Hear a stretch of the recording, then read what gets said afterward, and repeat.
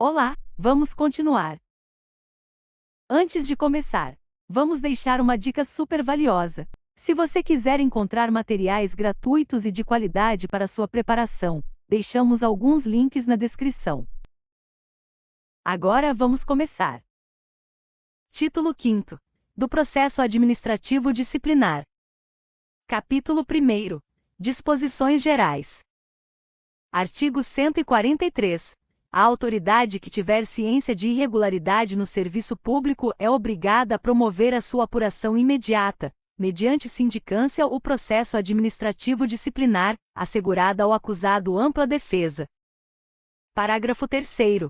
A apuração de que trata o caput, por solicitação da autoridade a que se refere, poderá ser promovida por autoridade de órgão ou entidade diverso daquele em que tenha ocorrido a irregularidade, mediante competência específica para tal finalidade, delegada em caráter permanente ou temporário pelo Presidente da República, pelos presidentes das Casas do Poder Legislativo e dos Tribunais Federais, e pelo Procurador-Geral da República, no âmbito do respectivo poder, órgão ou entidade, preservadas as competências para o julgamento que se seguir à apuração. Artigo 144. As denúncias sobre irregularidades serão objeto de apuração, desde que contenham a identificação e o endereço do denunciante e sejam formuladas por escrito, confirmada a autenticidade. Parágrafo único. Quando o fato narrado não configurar evidente infração disciplinar ou ilícito penal, a denúncia será arquivada, por falta de objeto. Artigo 145. Da sindicância poderá resultar: inciso 1º. Arquivamento do processo. Inciso 2º. Aplicação de penalidade de advertência ou suspensão de até 30 dias. Inciso 3º. Instauração de processo disciplinar. Parágrafo único. O prazo para a conclusão da sindicância não excederá 30 dias, podendo ser prorrogado por igual período, a critério da autoridade superior. Artigo 146. Sempre que o ilícito praticado pelo servidor ensejar a imposição de penalidade de suspensão por mais de 30 dias, de demissão, cassação de aposentadoria ou disponibilidade, ou destituição de cargo em comissão, será obrigatória a instauração de processo disciplinar. Capítulo 2. Do afastamento preventivo. Artigo 147.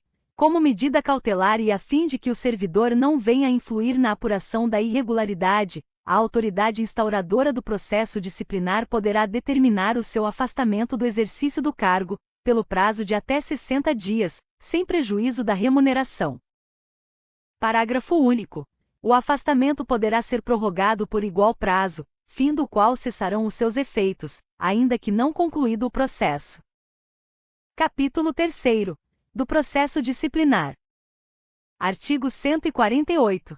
O processo disciplinar é o instrumento destinado a apurar responsabilidade de servidor por infração praticada no exercício de suas atribuições, ou que tenha relação com as atribuições do cargo em que se encontre investido.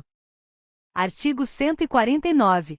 O processo disciplinar será conduzido por comissão composta de 3 servidores estáveis designados pela autoridade competente, observado o disposto no parágrafo 3º do artigo 143, que indicará, dentre eles, o seu presidente, que deverá ser ocupante de cargo efetivo superior ou de mesmo nível, ou ter nível de escolaridade igual ou superior ao do indiciado. Parágrafo 1º.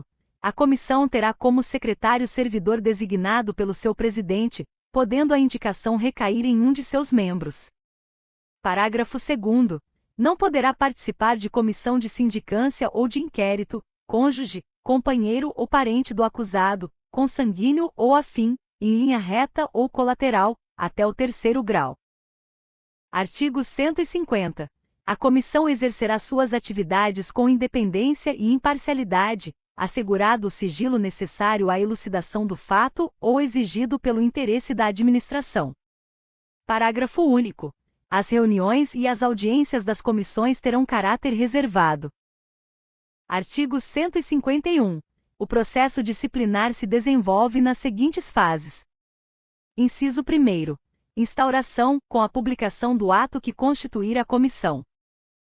Inciso 2º. Inquérito administrativo, que compreende instrução, defesa e relatório. Inciso 3º. Julgamento. Artigo 152.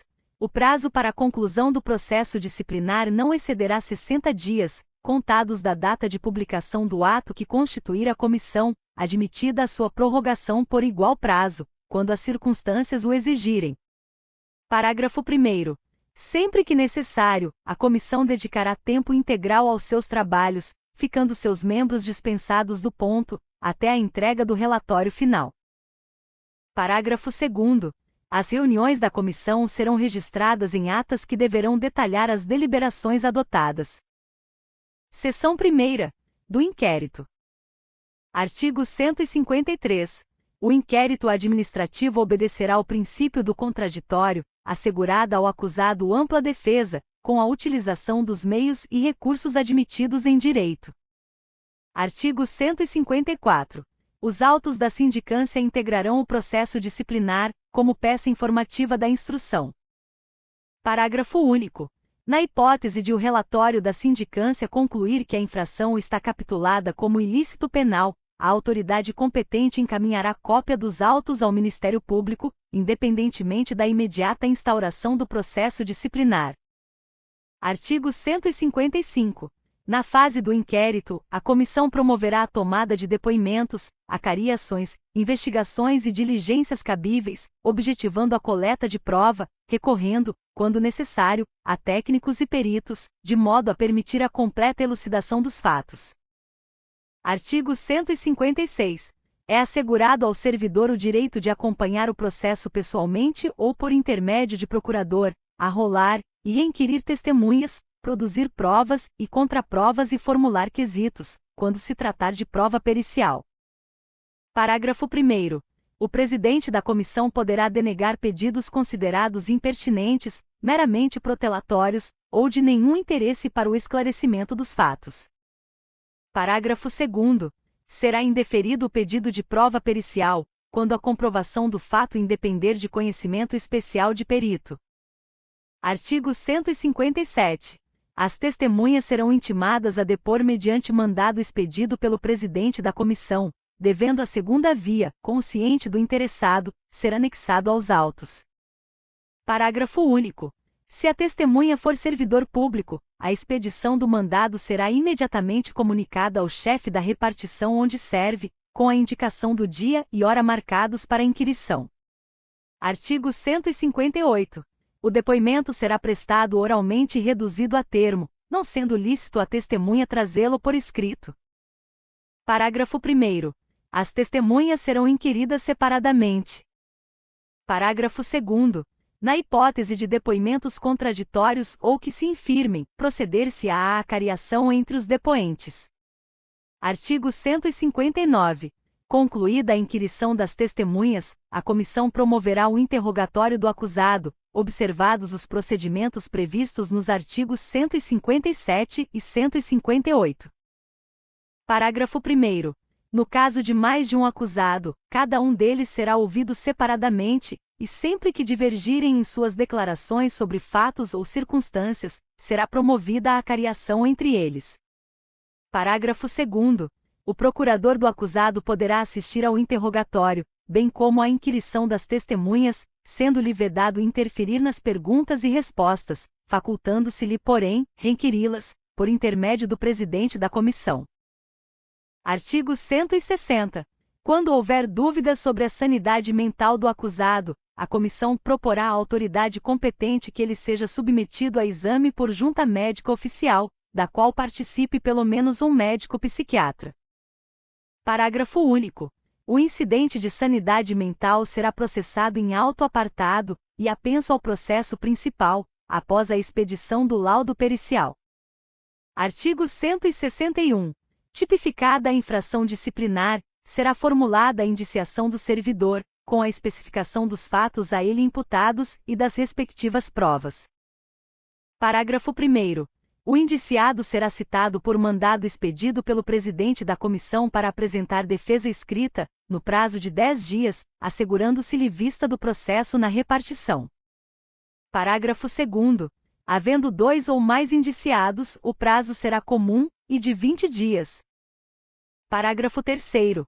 O prazo de defesa poderá ser prorrogado pelo dobro, para diligências reputadas indispensáveis. Parágrafo 4º. No caso de recusa do indiciado em apor o ciente na cópia da citação, o prazo para defesa contar-se-á da data declarada, em termo próprio, pelo membro da comissão que fez a citação, com assinatura de 2 testemunhas. Artigo 162. O indiciado que mudar de residência fica obrigado a comunicar à comissão o lugar onde poderá ser encontrado. Artigo 163. Achando-se o indiciado em lugar incerto e não sabido, será citado por edital, publicado no Diário Oficial da União e em jornal de grande circulação na localidade do último domicílio conhecido, para apresentar defesa. Parágrafo único. Na hipótese deste artigo, o prazo para defesa será de 15 dias a partir da última publicação do edital. Artigo 164. Considerar-se-á revel o indiciado que, regularmente citado, não apresentar defesa no prazo legal. Parágrafo 1º. A revelia será declarada, por termo, nos autos do processo e devolverá o prazo para a defesa. Parágrafo 2º. Para defender o indiciado revel, a autoridade instauradora do processo designará um servidor como defensor dativo, que deverá ser ocupante de cargo efetivo superior ou de mesmo nível, ou ter nível de escolaridade igual ou superior ao do indiciado. Artigo 165. Apreciada a defesa, a comissão elaborará relatório minucioso, onde resumirá as peças principais dos autos e mencionará as provas em que se baseou para formar a sua convicção. Parágrafo 1º. O relatório será sempre conclusivo quanto à inocência ou à responsabilidade do servidor. Parágrafo 2º. Reconhecida a responsabilidade do servidor, a comissão indicará o dispositivo legal ou regulamentar transgredido, bem como as circunstâncias agravantes ou atenuantes. Artigo 166. O processo disciplinar com o relatório da comissão será remetido à autoridade que determinou a sua instauração, para julgamento. Parabéns, você concluiu o estudo do texto. Agora, deixaremos um pedido importante. Se gostou do vídeo, compartilhe com seus amigos. Temos certeza que ele ajudará em sua preparação.